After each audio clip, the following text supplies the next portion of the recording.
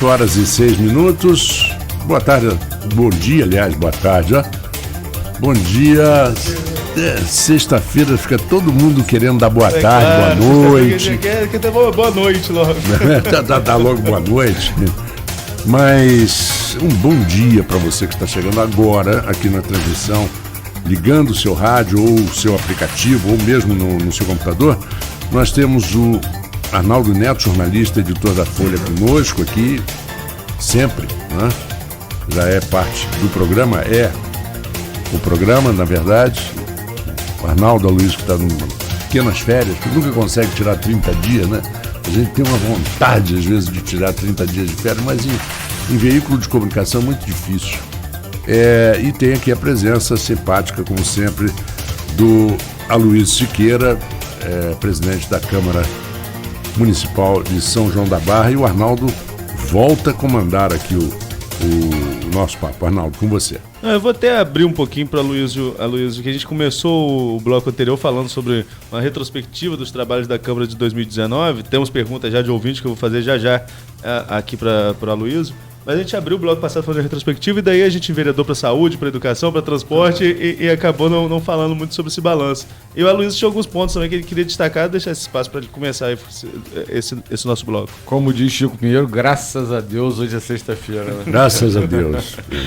Não, uma outra lei que eu acho importante, foi até de minha autoria, foi a proibição da cobrança por estimativa por parte das concessionárias de água, luz e gás, que ainda não tem concessionária de gás, mas tem de água e luz, que era uma coisa que aflige muito, né, aos moradores, porque às vezes eles deixam aquele negócio de ficar 3 meses sem cobrar e vem aquela cobrança maior, principalmente na questão da energia. A água é pela metragem da casa, às vezes mora uma pessoa só e a casa tem tantos metros, eles vão lá e cobram em cima da metragem da casa. Então isso tudo nós criamos essa lei municipal para poder estar evitando, né, que se faça essa cobrança.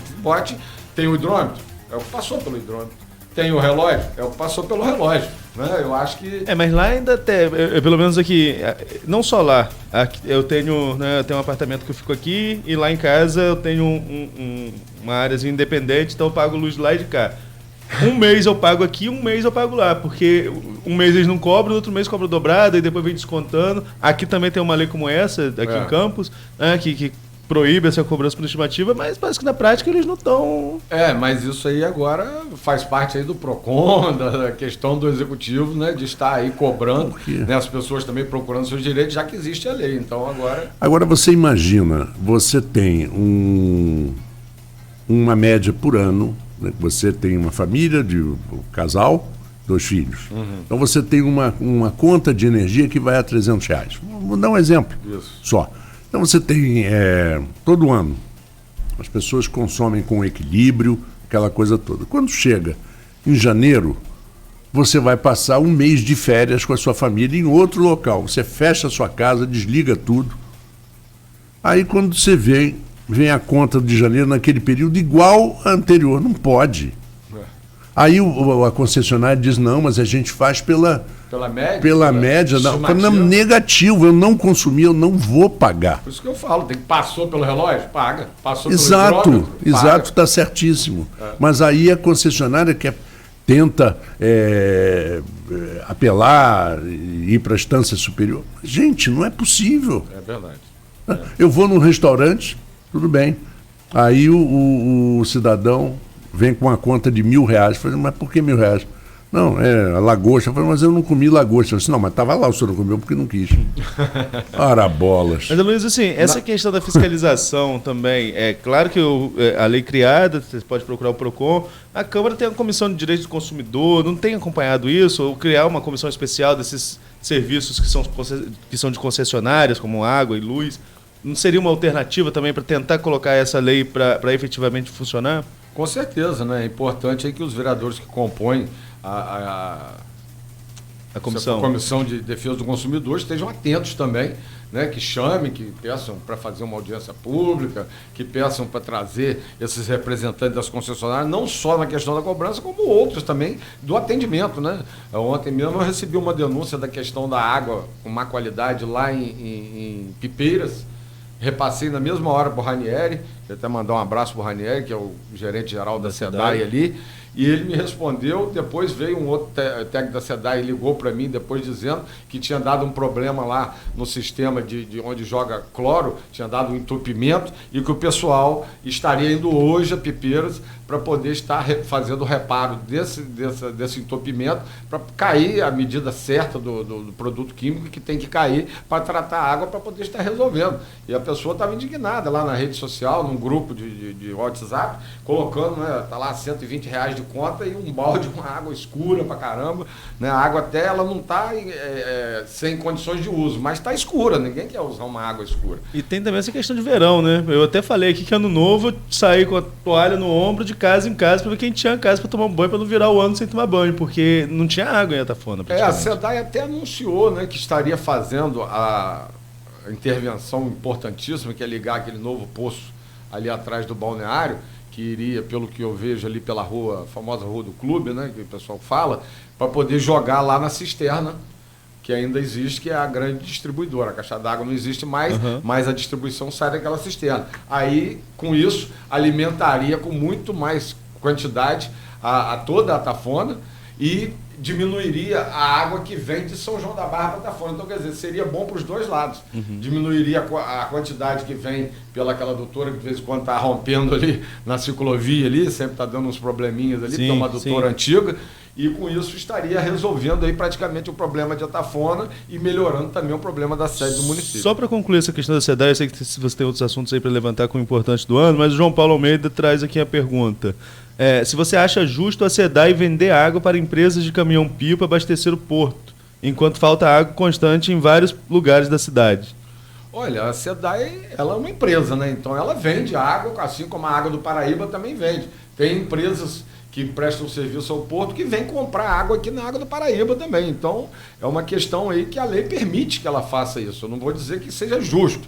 Eu acho que tem que atender primeiro a população, né? O consumo humano. Mas se a gente for parar para pensar nisso, vamos pensar lá onde tem o desvio do Rio Paraíba, que 70%, 75% da água vai para o Guandu, e você deve ter conhecimento disso, que abastece toda a região metropolitana do Rio de Janeiro, mas desses 70% que vai para o Guandu, vamos dizer que 45%, segundo o meu primo João Gomes, que é do Ceivap, eu acho que, não sei se os números estão muito corretos, mas ele me falou que a maior parte desses 70% vai para o consumo humano, mas vai uma boa parte para o canal de São Francisco, que desemboca lá em Itaguaí, né, onde tem lá o porto de Itaguaí, para poder alimentar a indústria como a Thyssen, a siderúrgica Thyssen, a Casa da Moeda, porque senão esse canal ele não teria água doce, porque o mar ia invadir ele e salinizar. Então você vê, tira a água lá do Paraíba, que poderia estar vindo para a nossa região, para poder estar alimentando um canal que atende a indústria. Aliás, esse domingo agora, depois de amanhã, nós teremos no Folha Rural uma entrevista com o João Siqueira, da UENF, né, que é o responsável... Um abraço para o João Gomes Siqueira, meu primo. Esse é uma grande pessoa e está sempre parceiro nosso aqui, falando exatamente isso que você está dizendo. Como é desviada a água do Paraíba, como chega aqui... Então, se fosse, né, vamos dizer assim, prioritariamente o consumo humano, não poderia estar acontecendo isso lá. E o Paraíba não estaria tão fraco, Arnaldo, ao ponto que chega aqui e que chegou a fechar a barra. Foi, sim. Então, eu concordo com o João Paulo, mas é uma coisa que a lei permite e a empresa ela tem que botar para dentro, né? No caso, vender. A SEDAI vende como a Água do Paraíba vende aqui, como qualquer outra vende, né, para poder estar distribuindo. Exatamente. Na parte cultural, nós tivemos lá a criação da medalha João Oscar Amaral Pinto, né, por ocasião da Noite do Pai Talento, que é uma noite que a gente já tem há mais de 6 anos, 7 anos acontecendo, mas aí teve essa inovação de criar-se uma medalha, como tem a Narcisa Amália, que são escolhidas 9 mulheres, uma por cada vereador, e uma principal que recebe a medalha Narcisa Amália, foi criada também essa medalha João Oscar do Amaral Pinto. E a Noite da Consciência Negra, Prêmio Zumbi dos Palmares, que também não existia,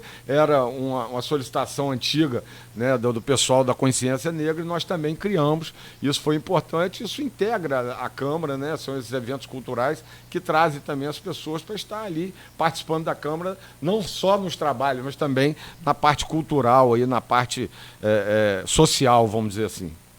Agora, o João Paulo está com mais um comentário aqui, eu vou trazer logo para a gente até encerrar essa questão da SEDAI que a gente colocou. Já que o vereador tem contato direto com responsáveis da SEDAI, podia marcar uma audiência pública na Câmara. Espera aí que subiu aqui o comentário.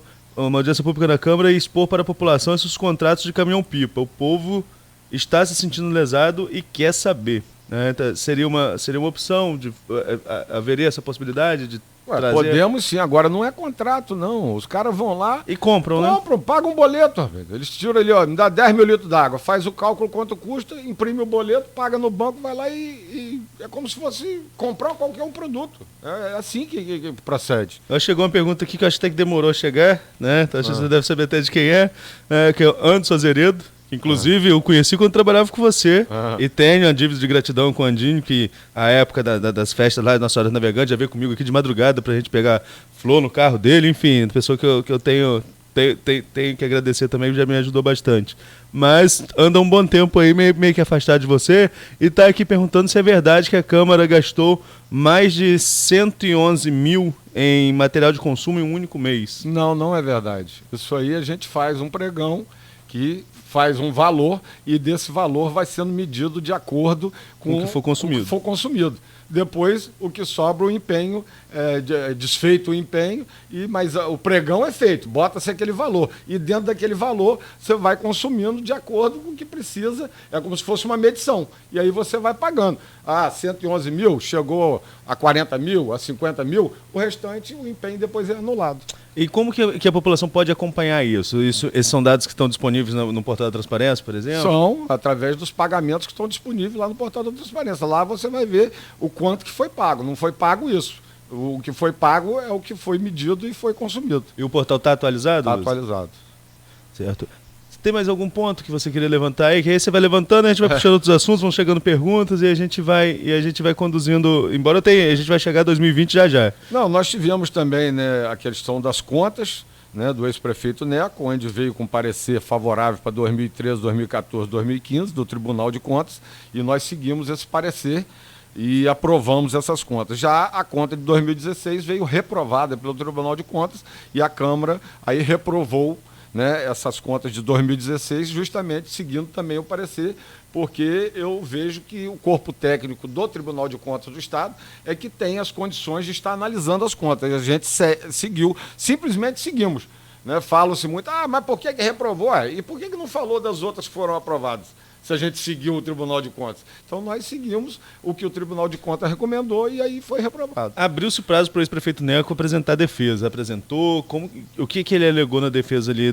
Se apresentou, o que foi alegado pela defesa? Ele alegou que esse problema da queda de receita, né, e que não estava tendo prazo, mas todo o prazo foi dado 90 dias, né? Tanto que até o Ministério Público recomendou, queria saber quando, o Ministério Público aqui de Campos queria saber quando que seria votado essas contas, e nós estávamos dentro do prazo. A nossa Comissão de Finanças e Orçamento pediu um prazo maior para estar analisando, e todo o prazo foi feito para poder só ser votado de acordo com o que manda o regimento e a lei orgânica. Lembrando que com a reprovação das contas ele fica inelegível por 8 anos, né? Isso. Já estava por causa de um outro processo. Mas e depois eu não consegui acompanhar a entrevista toda, mas ele chegou a falar em um veículo de comunicação que tem o maior respeito, o maior carinho, que é a Rádio Barra FM. Eu falo isso de coração aberto, até porque, como você mesmo sabe, eu tive um programa lá na casa, a Rádio Comunitária de São João da Barra, e que reforça o maior respeito que tem. E o Rogério deve estar acompanhando a gente, depois vai comentar sobre a entrevista. O Emilson também, às vezes, acompanha parte da nossa entrevista e falo com respeito mesmo da casa, mas não consegui ouvir a entrevista toda, porque com essa minha rotina de fechar jornal tarde, vir para cá cedo, normalmente é a hora que eu vou dormir depois aqui do programa, então eu acompanho um pedacinho até a hora que eu durmo. Mas eu ouvi um pedaço da entrevista de Neco em que ele falava sobre jogo político. Na sua opinião, pelo que você colocou aqui, não houve nada de jogo político, né? Foi o segmento de um parecer. Como jogo político? Se tivesse jogo político, maioria você mesmo falou que nós temos. A gente poderia ter tombado o parecer favorável de 2013 e reprovado. Poderia ter tombado o parecer favorável de 2014 e ter reprovado. Poderia ter tombado de 2015 e ter reprovado. Então, por que a gente não ia seguir? Se a gente seguiu o parecer favorável e aprovou, 13, 14, 15, nós seguimos o parecer favorável.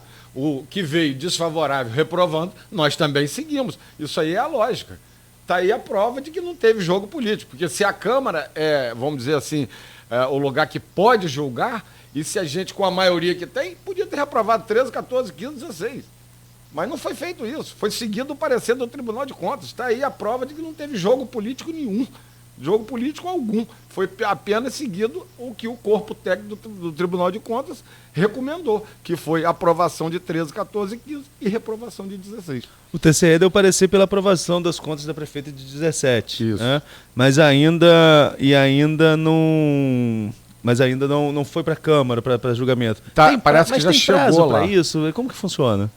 Tem o prazo, sim, né? Nós respeitamos o prazo dentro da lei orgânica e dentro do regimento interno para poder estar colocando, e a de 17 da prefeita deve estar entrando aí nas próximas sessões, aí deve estar entrando para ser colocado em votação. A gente conversou diversas vezes, eu tinha esquecido do assunto, mas me lembraram aqui, sobre diversas vezes e não só nessa legislatura, né? Você é presidente aí já há 7 anos, né? Teve aquele interregno ali que o Alex assumiu, mas precisou deixar, foi agora, nesse ano, né? Precisou deixar, agora nesse ano de 2019, deixar por questões particulares, problemas de saúde que ele passou, já está bem melhor, esse dia estive na Câmara conversando com ele, inclusive, né? Mandando um abraço para o Alex. Mas um assunto sempre recorrente foi a questão da mudança no número de cadeiras para a legislatura seguinte. Nós conversamos isso em 2014, 2015. Eu cheguei a fazer um levantamento entrevistando todos os vereadores da época e a maioria deles se dizia favorável e não passou o aumento. E dessa vez a mesma coisa. Só que dessa vez você fez uma questão diferente. Você levou isso ao plenário, né? Ele chamou os vereadores para partilharem disso aí. O que aconteceu que todo mundo pregava um 11 e de repente ficou em 9? Olha, isso aí foi debatido ali entre a gente, né, e chegou-se a essa conclusão. Aí teve até vereador que falou, não, já está decidido, não precisa nem botar esse voto. Não, mas aí o fardo ficaria nas costas de quem? Do presidente. Que não pautou. Que não pautou. Que não teria pautado, no caso. Então aqui, eu falei, fiz um documento, todos assinaram, e falei, vamos botar esse documento em plenário para poder a população ver qual é a vontade de cada um. Né? Ali foi decidido que era 9, então ficou decidido que era 9. Eu não poderia ficar carregando o fardo de não ter pautado, de ter barrigado, carregando isso. E todos viram que é essa necessidade. Eu acho que tem que ser dividido e cada um tem que falar. Se alguém quisesse ser contrário àquele documento, que não assinasse, né? Que falasse em plenário, mas, na verdade, todos aceitaram. Então, é igual a questão do horário. É um outro assunto também que sempre tem discussão. Que eu vou até botar em pauta a qualquer momento. Mas agora, ano eleitoral, normalmente é o contrário. Normalmente as sessões que são à tarde vêm mesmo para de manhã. Mas lá dentro, ninguém quer que mude.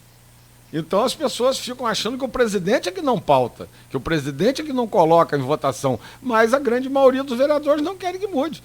Então, se tiver que colocar em pauta para poder mostrar isso publicamente, nós vamos colocar também.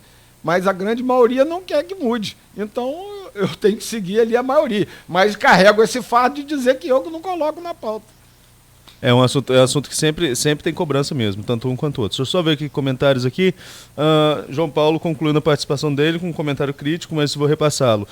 Pelo visto, o vereador é bem informado sobre os trâmites de compra e venda de água, mas não sobre o papel de defender a população, infelizmente. A opinião do João Paulo. Eu não falei que eu sou favorável à venda de água. Eu falei que a empresa... Bem informado que ele falou. Né? A empresa tem esse direito. Eu sou bem informado porque eu já perguntei sobre isso, porque eu já fui também questionado pela população, como o João Paulo faz parte da população, já fui questionado de como é. E eu tive uma conversa com o Ranieri e ele falou, Luiz, está aqui na lei, a gente pode vender. Nós somos uma empresa. A empresa pode vender o produto que produz. E eu falei, como que se faz isso? Você vai lá, quero 10 mil litros, 20 mil litros, 100 mil litros, paga-se a boleto e vai apanhando a água de acordo com as condições do seu veículo. Agora, se está certo ou errado, eu volto a falar.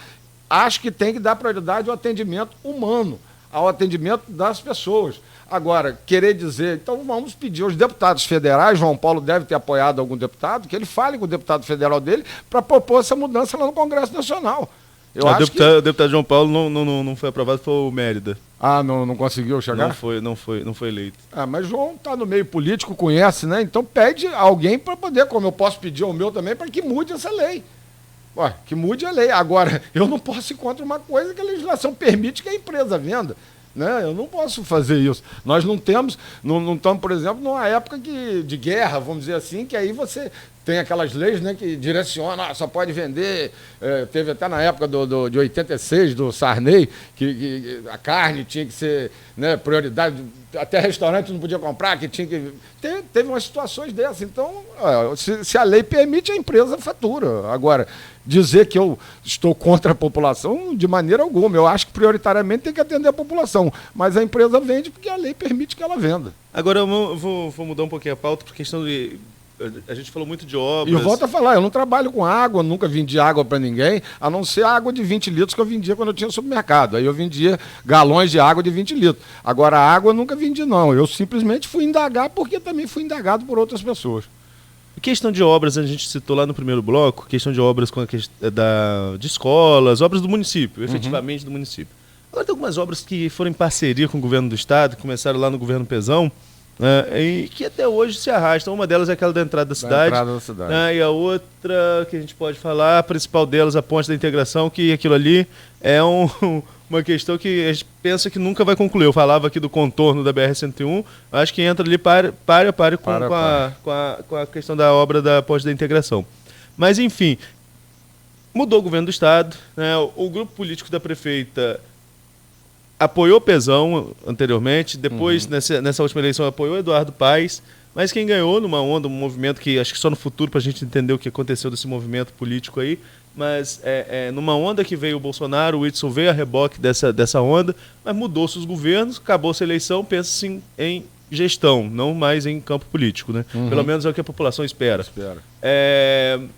Houve algum entendimento nesse sentido para a retomada dessas obras? Houve um posicionamento do governo do estado? Como que está esse diálogo? Olha, segundo informações que a prefeita me passou, a obra ali da entrada da cidade tinha uma questão de prestações de conta, de ajuste técnico, que ela levou, né, até na época ainda do governo Pezão, no início do governo dela, já levou também agora no atual governo, já mostrou que está tudo... vamos dizer assim, o município até parece que já pagou a contrapartida dele toda, que era 5%, né? Se eu não me engano, foi R$495 mil, já foi paga toda a parte do município, só que o governo do estado não libera, né, os recursos para poder estar dando continuidade naquela importante obra. E eu não sei o porquê, deve ser recurso, deve ser falta de recurso, como assim a ponte. Eu tive com o deputado João Peixoto, né, que é sempre um grande otimista, esses dias ele falou, não, no início do ano vai retomar a obra, assim, tive com ele aqui num café comunitário aqui na batalhão da polícia, e ele me falou, não, vai retomar logo no início do ano aí. Deus queira que retome mesmo, mas a gente não tem notícia porque parte lá de cima, lá do governo do estado. Agora... Que anunciou esses dias, né, até uma grande obra ali de Campos Novos, ali perto de Tamoios, até São Pedro da Aldeia, né, duplicação, para poder melhorar o escoamento da saída de Búzios ali em direção ao Rio de Janeiro. Eu até fiquei assim, né, o governo estava aí sem condições financeiras e fazer uma obra dessa de duplicação, mas espero que isso aí se reflita também aqui para a ponte, aqui para nós. Pois é, né, a gente está precisando aí que comece a movimentar algumas obras. Agora, a obra, por exemplo, lá da entrada da cidade, que é uma obra que parece de uma complexidade menor, o município não teria condições de pegar para ele, como a prefeita Rosinha fez com a duplicação da RJ 216, por exemplo? Isso aí é uma pergunta que a gente tem que estar fazendo aí ao secretário de obras, né, a prefeita Carla. Ali parece que foram pagos a parte do município, se eu não me engano, 2 parcelas, 20%, se eu não me engano. Então, teria aí uma despesa, se o montante for o mesmo, de em torno de uns R$6 milhões aí, porque era 8, vamos dizer que pagou 2 parcelas, dá 1.600.000, mais 490, mais 500, 2 milhões. Seria em torno de uns 6 milhões aí. Aí eu não sei essa questão. A questão orçamentária também do município, né? Tudo bem. Vamos começar a seguir para 2020 agora, já são no nosso computador ali 8h30, né? Quase 8h30. A gente segue o horário de lá. Temos mais agora uns no celular 10, nosso é um pouquinho menos. Mas enfim. Uns 10, 12 minutos. Nós estamos no tempinho aqui. A gente falou sobre a mudança do número de cadeiras. Depois os comentários no final, tem alguns comentários aqui, eu trago esses comentários das redes sociais no final. Mas a gente falou um pouquinho sobre o aumento do número de cadeiras que não passou, foi levado a plenário. Os 9 vereadores assinaram pela manutenção das atuais 9 cadeiras. Como aconteceu lá em 2016 também, que havia essa possibilidade de alterar, mas não houve alteração. Como que fica o jogo no seu ponto de vista? A maioria dos vereadores parece ser candidato à reeleição, mas é uma eleição nova, sem coligação. Vai ser por partido, os partidos não vão poder se coligar na eleição proporcional. Vai ser difícil, não vai ser fácil para montar nominata numa eleição como essa? Não. Não vai não, é uma novidade, né? Isso aí vai ter aí uma estratégia política muito bem feita, porque é uma novidade, é uma coisa nova, primeira vez que a gente vai participar dessa maneira, e acredito que vai ser bem difícil de montar a legenda. Existe um movimento no Brasil, sobretudo desde 2018, do não político.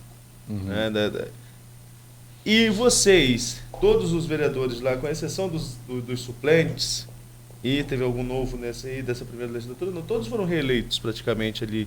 A exceção era Gersinho, que não tinha sido reeleito, mas já tinha sido até presidente da Câmara na legislatura. Todos políticos Caput também, todos políticos com experiência. Você acha que vocês vão encontrar dificuldade para conseguir montar nominatos, sobretudo para vocês mesmos de partido? Porque, teoricamente, quem tem mandato sairia como franco favorito e os outros iriam encher a legenda, encher ali a questão partidária. Vocês acham que pode encontrar dificuldade até mesmo nesse sentido? Não, com certeza, né? A dificuldade vai ter, mas nós temos um grupo político e esse grupo vai ser aí dividido, né? Capitaneado pela prefeita Carla, né? Que vai fazer, junto com a gente, as conversas para poder a gente estar ajustando aí a maneira de fazer as legendas, né, que favoreçam aí o ingresso de pessoas do nosso grupo, né? É isso que a gente vai estar fazendo. Mas que vai ter dificuldade para um lado e para o outro, vai. Isso não tenha dúvida. Mas um grupo maior, vamos dizer que tenha um pouquinho mais de facilidade, mas dificuldade é para todos. A questão de proporcionalidade, né, até mesmo quem é contra a prefeita Carla Machado, quem é politicamente contra a prefeita Carla Machado, sempre admitiu que ela sempre foi muito boa nessa questão de cálculo de proporcionalidade, né? De montar a legenda, de montar ali as coligações. Será que agora, nessa mudança aí, o cálculo vai ter que ser todo refeito ou a base... Você conhece, por exemplo, a base de distribuição, de como vai ficar a sobra? Porque mudou tudo isso, né? A sobra antes era só entre os partidos que atingiam o quociente eleitoral. Mas tudo isso mudou para o próximo ano. Acho que está todo mundo se reciclando para a eleição de 2020? Todo mundo tem que se reciclar. Eu ainda não tenho esse conhecimento profundo, mas que a reciclagem tem que acontecer, tem, porque é o que você falou, mudou todas as regras mudaram, e aí vai ter que ter um novo entendimento, uma nova contagem para poder estar aí fazendo a coisa certa para ter sucesso aí na eleição. Você mesmo colocou que a líder do grupo é a prefeita Carla Machado, né? Recentemente já passou por uma tragédia pessoal, que a gente lamenta muito por ela, por ele, Pedro, que era uma pessoa que a gente gostava muito. Eu sempre falo, ele é amigo dos meus amigos, né? Eu não tinha um convívio muito direto com ele, mas sempre encontrava com ele que a gente tinha muita amizade em comum, tanto aqui quanto em São João da Barra. E como que fica a Carla nesse cenário? Ela já está começando a puxar o jogo, já está conversando com vocês politicamente, porque 2020 já começou, né? O ano eleitoral já começou. Não só na questão administrativa, que eu sei que ela voltou, fez a inauguração lá da questão do BPM, está no gabinete recorrentemente, toda semana, pelo menos uma vez por semana, ela está no gabinete da prefeitura. Na parte do mandato de prefeito, ela já voltou, já está à frente. Agora, nesse jogo político, nessas articulações de bastidores, ela já pensa em 2020? Já tem conversado com vocês, que são lideranças do grupo também? Não, ela sempre que encontra com a gente, conversa, né, nessa questão, busca nomes, né, busca entendimentos para poder a gente estar dando opinião de pessoas que queiram ser candidatas, principalmente na ala feminina, né, que é muito importante, que tem que ter a ala feminina participando aí da nossa política. Então ela sempre fala, mas ainda não teve nenhuma conversa, vamos dizer assim, de trabalho em cima disso. Acredito que nos próximos dias aí, algum momento, agora verão também é muito complicado. Sim. E outra coisa, nós também respeitamos o recolhimento dela, o tempo dela. Até a oposição, entendeu? Fez isso tem que se destacar, né? A oposição... Todo mundo respeitou, sim. Porque foi, como você falou, uma tragédia, uma coisa que ninguém espera, ninguém deseja. Né? Então a gente respeitou, e a hora que ela estiver chamando aí para a gente estar fazendo essa conversa de trabalho, a gente vai estar aí pronto para isso. Agora, você falou em tempo e o calendário eleitoral já começou, né? Já não se pode fazer pesquisa, por exemplo, sem registro, não se pode divulgar pesquisa sem registro, e tem os prazos aí. Daqui a pouquinho chega o prazo para descompatibilização de quem tem cargo público, não é o caso de março, né? Finalzinho de março. Para quem tem, no caso de vereador, não, porque pode disputar qualquer cargo sem precisar deixar o mandato. Mas aí a gente tem outros prazos a serem cumpridos, entre eles a questão da janela partidária. Você continua no PP, há uma aproximação do seu grupo político com o DEM, como que está a situação para 2020? Não, eu não vou negar que a gente tem assim, uma boa conversa com o DEM, por causa do presidente Rodrigo Maia, né? É o presidente da Câmara, ele não é o presidente do partido, mas é o presidente da Câmara. A gente tem uma boa conversa, mas nada de mudança de partido, nós não temos ainda nada. Não tem nada definido ainda para 2020? Nada definido ainda não, entendeu? Não há possibilidade. Como também não vi em outros vereadores até agora ninguém falando de mudança, não, mas cada um, né, sabe o que faz e pelo menos não falou publicamente, não chegou ao meu ouvido. Mas aí eu não sei quais os estudos que eles estão fazendo. Mas teria essa possibilidade de aproximação do DEM é muito regional, né? A prefeita Fátima foi pro DEM. Desculpa. O prefeito Amarildo também, aqui de São Fidélis, caminha para o DEM. Um fortalecimento do DEM, já visando, inclusive, a eleição de 2022. Isso realmente, esse diálogo acontece? Não, o DEM faz parte hoje, né, do nosso grupo, né? Está com a presidência do Paulinho, que trabalha lá no transporte. Queria mandar um abraço para o Paulinho. Quer dizer, o DEM hoje faz parte do grupo e deve ser um partido que vai ser aí, que vai lançar candidatos, principalmente para o legislativo, né? Então eu acredito que o DEM o DEM está no grupo da prefeita Carla Machado e vai ser um partido forte até pela aproximação que eu tenho, que ela também tem com o presidente do Congresso, Rodrigo Maia, da Câmara. Da Câmara, né? O Congresso é o Davi Alcolumbre também, que é presidente do Senado, automaticamente do Congresso, também do DEM. O DEM se fortaleceu bastante nessa última eleição no cenário nacional.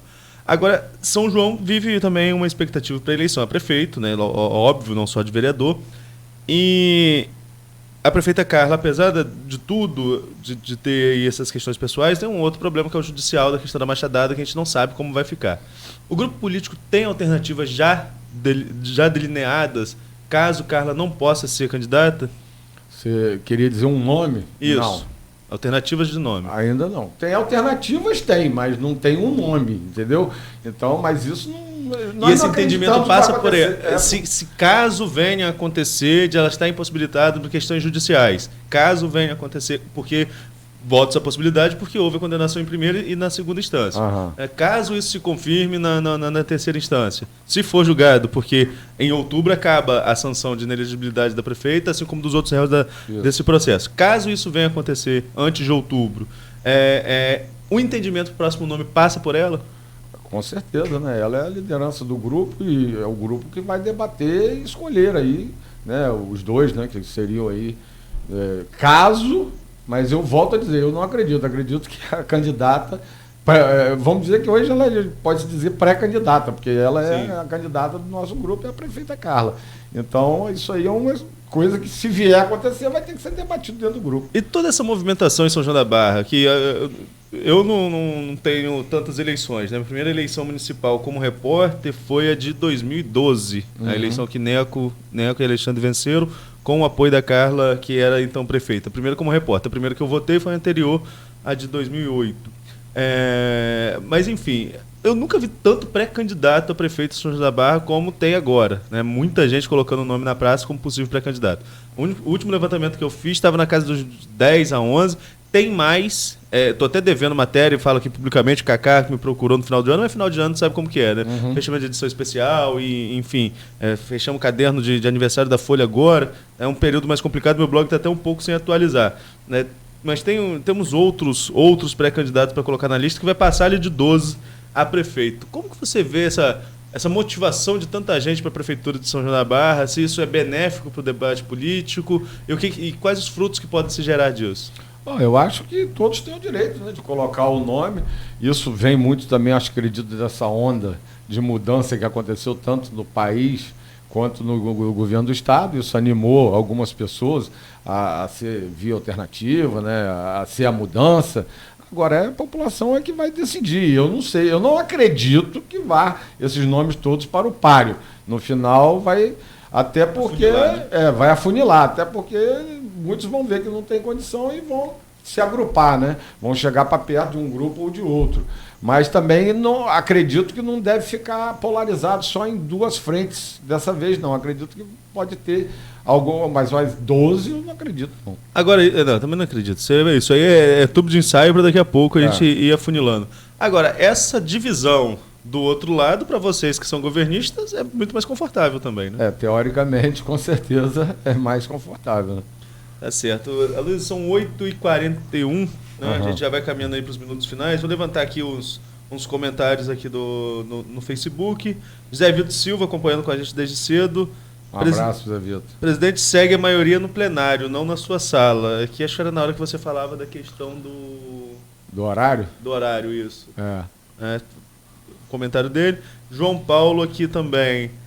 Mas aí não é papel do vereador cobrar essa prioridade da... Peraí, deixa eu pegar o comentário aqui. Acho que aqui era quando você falava sobre aquela questão da água, né? Mas aí não é papel do vereador cobrar essa prioridade da população junto à empresa, mas cobrar de verdade, não apenas perguntar, né? Falando sobre essa questão aí da SEDAI. Alexandre Oliveira. Arnaldo, bom dia. Eu, em vários momentos, vejo o amigo Fábio Pedro lutando para Tafona, principalmente pelo quebra-mar. E eu não vejo os vereadores dessa cidade se posicionarem sobre esse assunto. Teria algum posicionamento sobre esse assunto do presidente da Câmara? Tivemos até audiência pública esse ano lá na Câmara, falando sobre o assunto. Cada vereador deve ter buscado, eu pelo menos busquei lá, levar ao deputado Rodrigo Maia essa solicitação aprovada pela Câmara. E a gente, como a prefeita levou aquele projeto, né, o anteprojeto do NPH, então a gente vem acompanhando, mas volto a falar, é um projeto que depende aí de recursos federais, depende de um engajamento de todos para poder estar acontecendo. É uma coisa que o município não tem condição de estar arcando sozinho.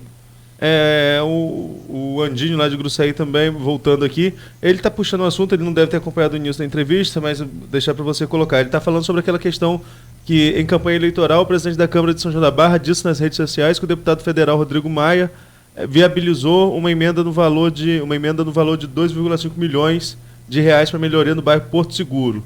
Até o presente momento, nada foi feito. Gostaria de saber para onde foi esse dinheiro que o deputado viabilizou. Foi a resposta que você já deu anteriormente, mas só que ele chegou agora, só para esclarecer. Esse dinheiro, senhor Andinho, está lá no governo federal, né? Inclusive, você que tem muito acesso ao governo federal, né, poderia estar aí solicitando que se votasse logo, liberasse logo o dinheiro para a FUNASA, para poder a FUNASA cumprir, como ela assinou o convênio com o município, e depois foi contingenciado, foi segurado esse dinheiro lá pelo governo federal e não liberou, não só para São João da Barra, para diversos municípios do estado do Rio e do Brasil inteiro. Então esse dinheiro não chegou aqui no município. A emenda aconteceu, a emenda foi empenhada, o convênio foi assinado e na hora de liberar o dinheiro o governo federal segurou, contingenciou esse dinheiro. A hora que a FUNASA tiver recursos, segundo o presidente da FUNASA, o senhor Ronaldo, que eu tive lá em Brasília agora por último, ele vai ser liberado não só para São João da Barra, como diversos municípios. Agora, para a gente concluir, 8h44, vamos fazer rapidinho aqui uma análise dos governos das 3 esferas. Como você, como presidente da casa, analisa o governo da prefeita Carla Machado e que nota você daria de 0 a 10? Olha, eu daria nota 8. Né? Daria nota 8 porque... Quanta coisa que estava paralisada no município, principalmente na área da saúde, que nós já citamos aqui, que voltaram a funcionar e que funciona hoje, né? Cirurgias, o próprio pé diabético, a maternidade, várias consultas, várias especialidades que voltaram, a questão dos remédios, que às vezes reclamam que falta, mas está tendo remédio regularmente lá no município. A questão do transporte público, que voltou para funcionar, porque não tem paralisação, está sendo pago regularmente. A questão do transporte do estudante, agora a Bolsa de Estudos, que diminuiu os valores, né, o percentual que era ajudado e excluiu, vamos dizer, medicina e odontologia, mas vai voltar esse ano a ajudar muitos estudantes. A questão do cartão social ter voltado, né, o cartão cidadão ter voltado e ter crédito. Porque não adianta nada você ter, como tinha no governo passado, você fazia seu carrinho de compra, chegava na boca do caixa, não tinha crédito, então você só tinha um cartão para decorar a carteira, não tinha cartão para poder estar utilizando aquele recurso. A questão do cartão do servidor, que passou a funcionar e ter crédito também. Então são diversas coisas, o pagamento em dia, o pagamento de férias em dia, né? Todo recolhimento de fundo de garantia, recolhimento de INSS, né? O SJB-Prev, que melhorou bastante essa questão financeira dele, que hoje tem um aporte muito forte e agora está aposentando, começando a aposentar aí diversas pessoas do município. Tem algumas ainda que tem alguma dificuldade, mas está sendo visto isso para poder estar sendo resolvido lá pelo Madureira. Então, muitas coisas estão funcionando. A reforma, a conclusão de obras importantes, como a escola de Mato Escuro, agora a escola de Gruçaí, a creche Evanir Gaia, e reforma de diversos próprios públicos. Então, a questão da segurança, que melhorou e que foi implantada a Secretaria de Segurança, e você hoje vê que, não vou dizer que está tranquilo, mas deu uma diminuída boa na questão que estava, como eu falei com você, indo para um caminho perigoso. Não estou aqui para criticar Macaé, mas Macaé, por não ter se planejado para o grandioso investimento da Petrobras, virou o que virou. Né? E a gente corre esse risco com o Porto do Açul. Exatamente. Correria, então, né? Tem que se planejar para poder ir acompanhando esse desenvolvimento. Então, muita coisa vem acontecendo e principalmente mostrando, comparando-se a outros municípios da região. Aí você deu nota 8, que é acima da média de qualquer escola, 7 são as médias mais altas. O que falta para chegar a 10? Rapaz, eu comparo a política, a coisa, como papai, que sempre foi da fazenda, né? Fazendeiro, produtor rural, ele sempre falou: meu filho, fazenda, o nome já diz, sempre fazendo. Então a gente não para nunca. Não para nunca. Então é igual a questão da política, não para nunca. Todo dia acontece alguma coisa, é um buraco que se abre, é uma pessoa que se acidenta, é uma doença, é uma matrícula que uma pessoa não conseguiu.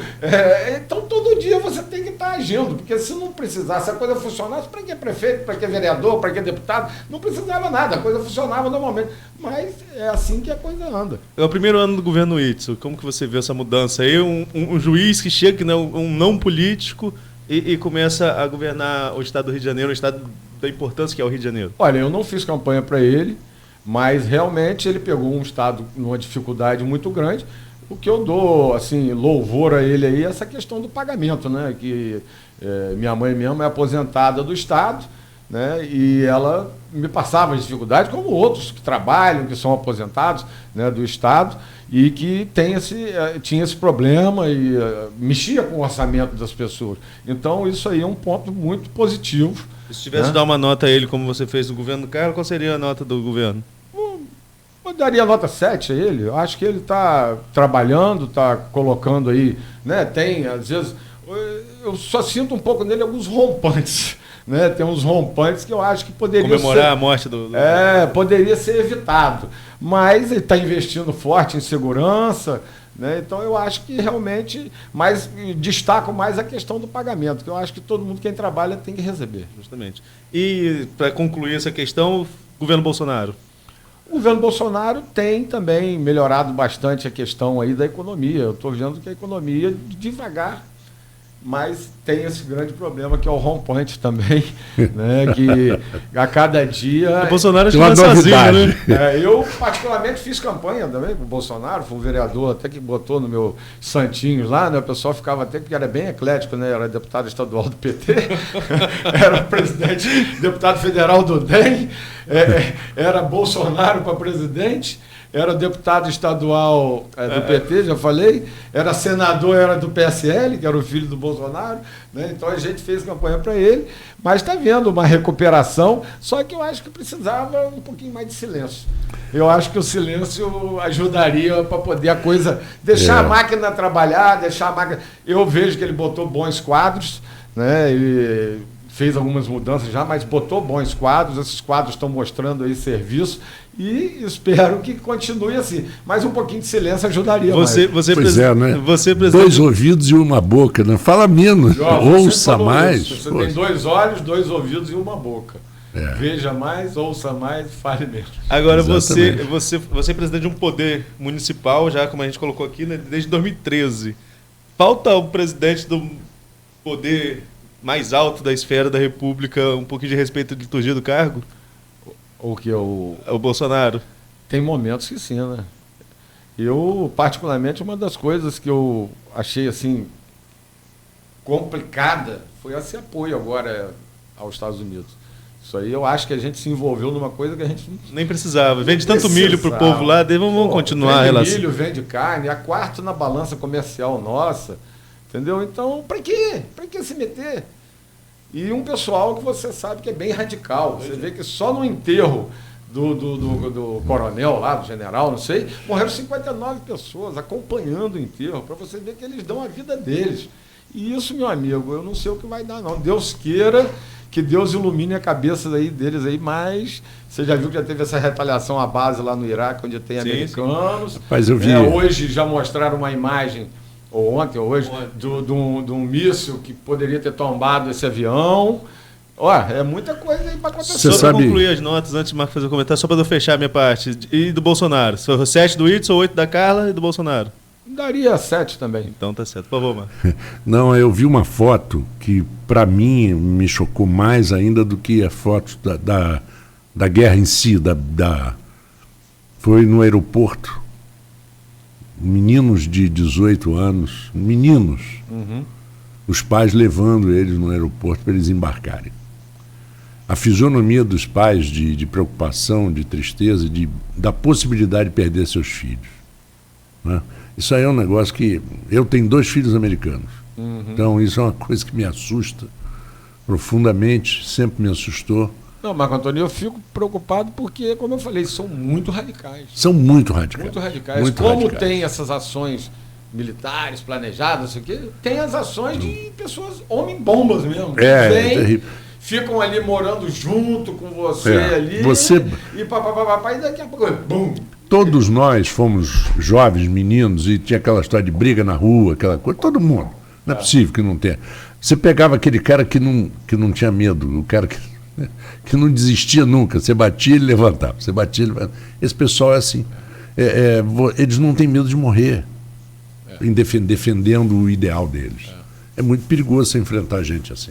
É perigoso, complicado. Aloysio, agradecer a sua presença mais uma vez, agradecer por ter aceitado o nosso convite. A gente conversou sobre bastante coisa aqui, bastantes assuntos, né? E queria deixar também um espaço para você, já que você representa um dos poderes da cidade, nós estamos com verão, programação aí, deixar o espaço para você convidar também os campistas que já são assíduos frequentadores de São João da Barra para estar com a gente nesse final de semana, né? Com certeza, né? Uma programação muito bem feita aí pela prefeita, pelo secretário Flavinho, queria mandar um grande abraço aí para o secretário, e que está mostrando aí no primeiro final de semana que teve, foi um sucesso, muita gente nas praias, né? A praia lotada, e também temos que ver que foi bom essa divisão de uma programação ter no Farol também, porque senão o São João da Barra não suportaria a quantidade de pessoas.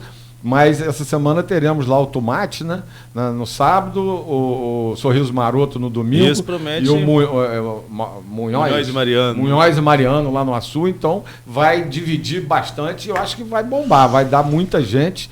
Vai levar muita gente aí para poder estar aí aumentando o comércio, aumentando as pousadas, né, gerando renda, gerando emprego.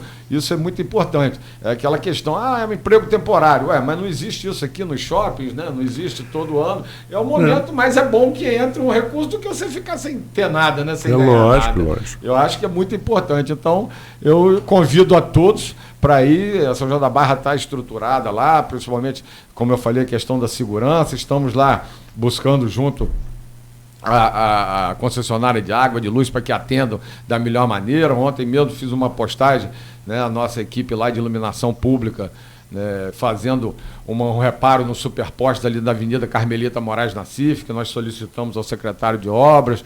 Então, quer dizer, está funcionando para poder atender não só a população, mas quem nos visita e que leva recursos lá para movimentar. Bom, Arnaldo, ótimo final de semana para você. Para você também, Aloysio, sucesso no verão.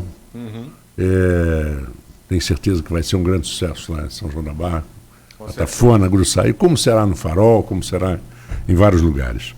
Um abraço.